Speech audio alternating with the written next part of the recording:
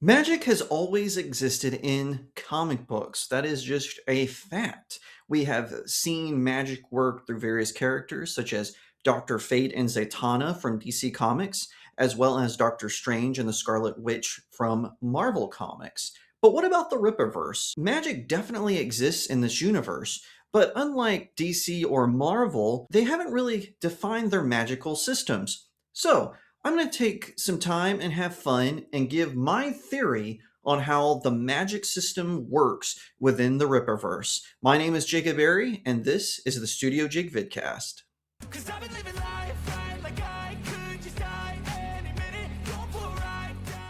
Hi everyone, welcome back to StudioJake. Be sure to like, share, subscribe, and help me reach 2,500 subscribers by the end of the year. All right, so magic is very, very prominent within the Rippaverse. We first got a glimpse of how magic works in the Isom Ill-Advised story arc, which introduced Sydney Bloodruth, who got her own spin-off comic written by the Saska sisters. We also see it in their anthology book, Saints and Sinners. We see it in Norfolka, Glorious Death. Here and there we see it as well through the eyes of the villains Michael and Lillian. So how does it work? Now, before I talk about how I think it works in the Rippaverse, let me just define what I mean by a magical system. So if you watch any series that has some sort of fantasy element, of course there's going to be some magic involved. So for instance, Star Wars, yes, it's science fiction, but it has some fantasy elements through the Force. It is a energy field that binds all living beings, including planets, plants, animals, and even rocks. So basically anything in the natural world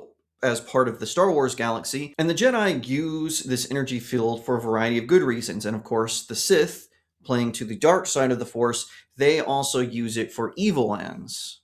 Now, Lord of the Rings is a little bit harder to narrow down because the wizards, both good and evil, use magic in very unique and distinct ways. But the premise of it is you get magic power. It exists naturally on Middle-earth, but it gets enhanced through the light of the Valinor for the elves and good wizards, basically. That's why a lot of Gandalf's spells have to do with light, such as making the top of his staff glow, or in the Return of the King, when he uses his staff to scare off the flying Nazgul. In Narnia, you have deep magic and also deeper magic that exists in that world as well, and you can access it through just sheer force of will, such as how the witch does it, where she makes Narnia always in winter but never in Christmas. And obviously I'm being very general with it. I know that I'm going to have some lore masters come in and say, that's not how it works, but I'm just being very broad and generic with my description, just so you understand magical systems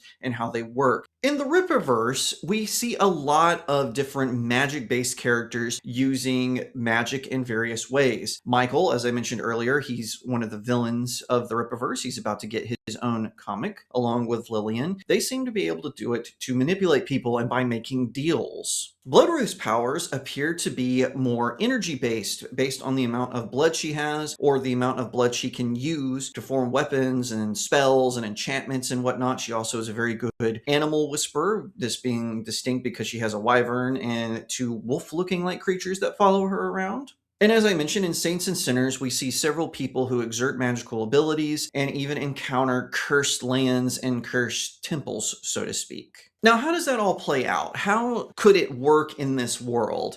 And I'm going back and forth on this because at first I thought maybe they were going to kind of go the Marvel Cinematic Universe route and make it where it's just more energy-based, it's interdimensional energy that's crossing over each other. Like, for instance, when Spider-Man in Spider-Man No Way Home points out when Doctor Strange locks him in sort of the mirror world, Peter figures out that it's based in science. It's not actually magic, it's just an energy realm, and that's how he figures out how he can escape. So I thought maybe that was the direction they were going to go. It's not actually magic. It's just some sort of energy ley line situation that certain people have an ability to tap into. However, Bloodruth really changed that with the introduction of vampires and demons even, and evil fairies, and not to mention Norfolka with the introduction of fire elves who are extremely powerful. Since they represent Norse deities and African deities, that is what I thought. I figured, oh, maybe it's going to be some sort of alien energy situation. However, they make it clear in Norfolka that no, it is magic. It is not some energy field that is being given off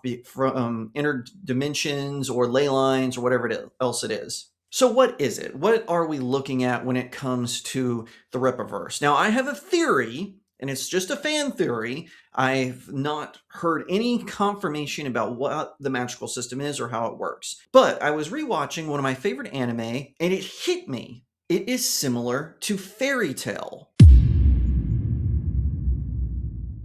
Now, for those of you unfamiliar, Fairy Tale is a magical fantasy world series based on a manga of the same name, and it is about this realm where these wizards exist, and the main guild of the show, because every magic knight has to be a part of a guild, is Fairy Tale, and they're basically like a team of ragtag, out of the ordinary wizards. They're definitely the people that the more professional wizards don't want to have along with them, but they exist in this world. How magic works in that world is a wizard or a witch in some cases demons, they have a particular aptitude for a very specific kind of magic.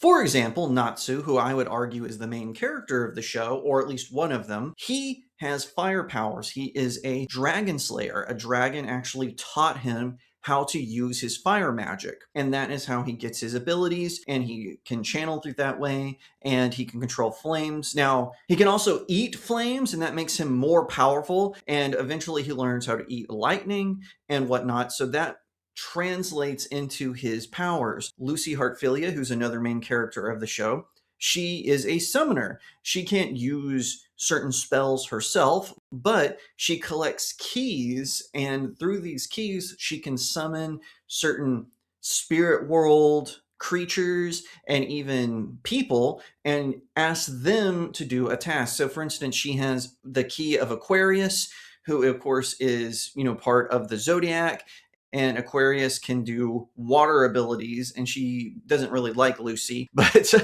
that is sort of the gist of it. So magicians, wizards, evilness, they come with very specific aptitudes to very specific abilities. And that is why I think it translates into the Rippaverse. Now, the team from Norfolka, we haven't seen them use their abilities a whole lot yet. I really hope we get to. That would be really awesome. They may contradict this theory, but I'm hoping that I'm onto something here, because most of the other people in this Rippaverse who use magic, it seems that they have very specific aptitudes. So for instance, Sydney Bloodruth. She gets her powers from her family bloodline and from blood itself. So if she runs out of blood, she gets depowered, and she either has to eat or sleep to be able to replenish herself. She also has energy type abilities with her powers, but they all boil down to her ability to control her blood.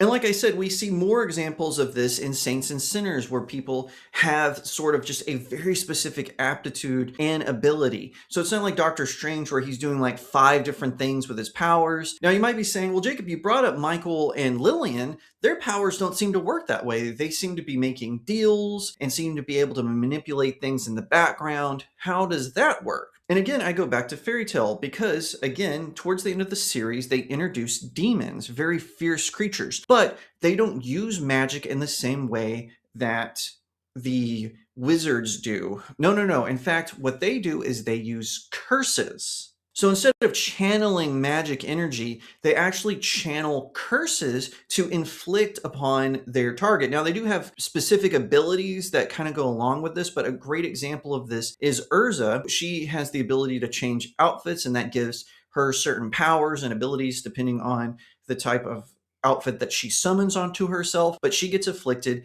by a curse from one of the other demons, and she has to use her willpower to break out of that curse. That's what I think is going on with Michael and Lillian. I think that instead of magic, so to speak, they are inflicting curses onto people. So if you shake Michael's hand for a deal, you might be shaking hands with the devil, and you're going to get burned in the process. So yeah, that is my theory on how I think the magic of the Rippaverse works. So instead of having very specific rules and guidelines, I think it is very specifically more similar to Fairy Tale, where Everything comes together based on your aptitude as a magician. I have a magic system in my novels in the Seven Royals trilogy, which the third book is on its way. You can basically have an aptitude to a certain skill, but you can also learn new things, but you have to follow the 5 rules of magic. That's how the story works in my world. By the way, if you're interested in my stories, you can find them on Amazon. Outside of that, when it comes to the Rippaverse, especially using the characters in Saints and Sinners and Sydney Bloodruth as the template, I think that they have an aptitude for a certain skill that gives them all kinds of power and ways they can weave their magical energy together, and it comes all together for them for when they fight. And the villains, they are using magic, but more in a curse sort of way where they can get power from the person. That's my whole take on it. That's what I think is happening in the Rippaverse. It is a blend of the magic that exists in the world of the Rippaverse, but also the aptitude of the person who uses it. But let me hear from you. What do you think? Do you think that's what's going on in the Rippaverse? Or do you think the magical system is totally different? You think it is more like in a fantasy realm situation? I would love to know your thoughts. Leave me a comment in the comment section down below. Jacob, you're a Christian. Why are you talking about magic? It's a fantasy world. If C.S. Lewis can write Narnia and have deep magic and even deeper magic in it, the Rippaverse can have magic in their comic book world. Calm down. If you liked that video, be sure to give it a like, share it out to all your friends, leave me a comment to what you think, and subscribe. If you want to check out my website, that is the best way to support the channel. The link is in the description of the video. Head on over. You can also buy my aforementioned books there. There's links all over the place to where you can purchase them. Thank you so much for watching. I'll see you next time right here on StudioJake.